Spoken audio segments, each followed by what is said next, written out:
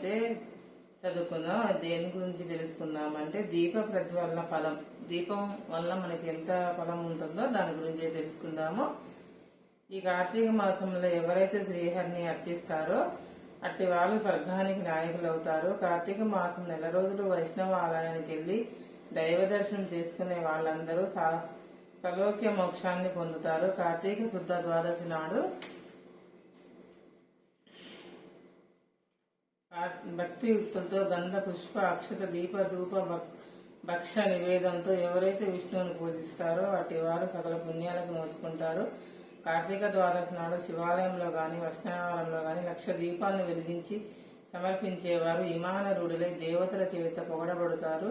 విష్ణులోకానికి చేరి సుఖిస్తారు. కార్తీక మాసం నెల రోజులు దీపం పెట్టలేని వాళ్ళు కార్తీక శుద్ధ ద్వాదశి, కార్తీక చతుర్దశి, కార్తీక పౌర్ణమి కనీసం ఈ 3 రోజులైనా తప్పక దీపం వెలిగించిన వాళ్ళు పుణ్యాత్ములవుతారు. దైవ సన్నిధిలో ఇతరులు ఉంచిన దీపం ఆరిపోయినట్టుగా దాన్ని తిరిగి వెలిగించిన వాళ్ళు ఘనమైన పాపాల నుండి విముక్తులవుతారు. ఇందుకు ఒక ఉదాహరణ చెబుతాను. దివ్య పురుషుడైన మూసికం. పూర్వము సరస్వతి నది తీరంలో చాలా కాలంగా పూజా పునస్కారాలు లేక శిథిలమైపోయిన విష్ణు ఆలయం ఉండేది. కార్తీక స్నానార్థమై సరస్వతీ నదికి వచ్చిన ఒక యతీశ్వరుడు ఈ దేవాలయాన్ని చూసి తన ధ్యానంకు గాను ఏకాంత ప్రదేశం అనుకూలంగా ఉంటుందని భావించి శిథిల దేవాలయాన్ని శుభ్రపరిచాడు. నీళ్లు జల్లాడు. సమీపంలో ఉన్న గ్రామానికి వెళ్లి ప్రతిని నూనెను 12 ప్రమిదలను తీసుకొచ్చి దీపాలను వెలిగించి నారాయణార్పణమస్తు అనుకొని ధ్యానం చేసుకోసాగాడు. ఆ మునీశ్వరుడు ప్రతిరోజు ఆ విధంగా చేస్తుండగా కార్తీక శుద్ధ ద్వాదశి నాడు రాత్రి ఎక్కడ ఆహారం దొరకకపోవటం వల్ల ఆకలితో అలమటించి పోతున్న ఎలక ఒకటి ఆలయంలోకి వచ్చింది. ఆహారం కొరకు వెతుకుతూ విష్ణు విగ్రహం చుట్టూ ప్రదక్షిణం తిరిగి మెల్లగా దీపాల దగ్గరికి చేరింది. అప్పటికే ఒక ప్రమిదలో నూనె అయిపోయి దీపం ఆరిపోయి కేవలం పత్తి మాత్రమే మిగిలి ఉండటం వల్ల తడిగా ఉన్న ఆ పత్తి నుండి వచ్చే వాసనకు అది ఆహారంగా భ్రమించి ఆ పత్తిని నోటిలో కలుసుకొని ప్రక్కనే వెలుగుతున్న మరో దీపం వద్దకు వెళ్లి పరిశీలించబోయింది. ఆ పరిశీలన అప్పటికే నూనెతో తడిసి ఉన్న ఎలక నోటిలోని పత్తి కొస ఒత్తిని వదిలేసింది. ఆ ఒత్తి ప్రమిదలో పడి 2 ఒత్తులు చక్కగా వెలగసాగాయి. కార్తీక ద్వాదశి నాడు విష్ణు ఆలయంలో ఒక యతీంద్రుడు పెట్టిన దీపం మారిపోగా అట్టి దీపం ఎలక ద్వారా తిరిగి ప్రజ్వలితమై కారణంగా పూర్వజన్మ పుణ్యం వశాన ఆ ఎలక రాత్రి ఆ గుడిలోని వికట దేహి దివ్యమైన పురుష శరీరాన్ని పొందటం జరిగింది. అదే సమయానికి ధ్యానంలో నుండి లేచాడు యతీశ్వరుడు.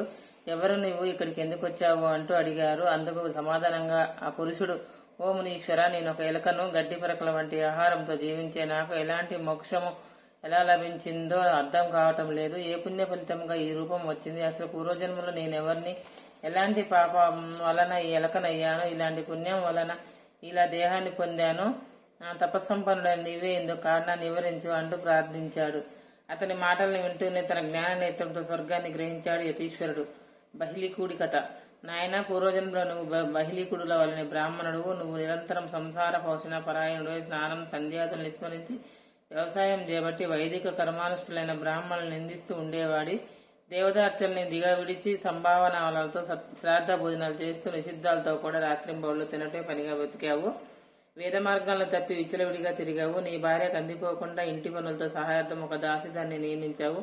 బుద్ధి వక్రించి తరచుగా ఆ దాసిదాంతో సంపర్కం పెట్టుకుని చేతికూడిని తింటూ అత్యంత హీనంగా ప్రవర్తించావు. అంతేకాదు డబ్బాశతో నీ కన్నకూతుర్ని కూడా కొంత ధనానికి ఎవరికో విక్రయించావు.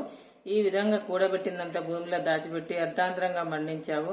ఆ యొక్క పాపాల కారణంగా నరకాన్ని అనుభవించి పునర్జన్మలో ఎలకమైనట్టు ఈ జీర్ణ దేవాలయంలో ఉంటూ బాటసార్ల దైవాపరంగా సమర్పించిన దైవ ద్రవ్యాన్ని అపహరిస్తూ బ్రతికావు. ఈ రోజు మహాపుణ్యమైన రోజు కార్తీక ద్వాదశి అవటం వల్ల నీ పాపం పటాపంచలైంది. విష్ణువు సన్నిధిలో నీ పాపం పోయింది, ఎలక రూపం పోయి నరరూపం సిద్ధించింది అని చెప్పాడు యతి. అతను చెప్పిందంత విని తన గత జన్మ పాపాలను తలపోస్తూ పశ్చాత్తాపం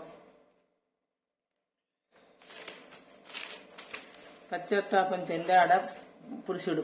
మరుసటి రోజు సరస్వతి నదిలో ప్రాంత స్నానాన్ని ఆచరించి ఆ పుణ్యఫలం వలన వివేకవంతుడై బ్రతికినంత కాలం ప్రతి సంవత్సరము కార్తీక వ్రతాచరణ తత్పరుడై ప్రవర్తిల్లి మోక్షాన్ని పొందాడు. కాబట్టి కార్తీక శుద్ధ ద్వాదశి నాడు స్నానం, దాన, పూజ, దీపమలర్నాది కాలాన్ని ఆచరించేవాడు శ్రీహరికి అత్యంత ప్రీతిపాత్రుడే అవుతాడు, పాప విముక్తుడై సాహిత్య పదాన్ని పొందుతాడు అని చెప్పారు.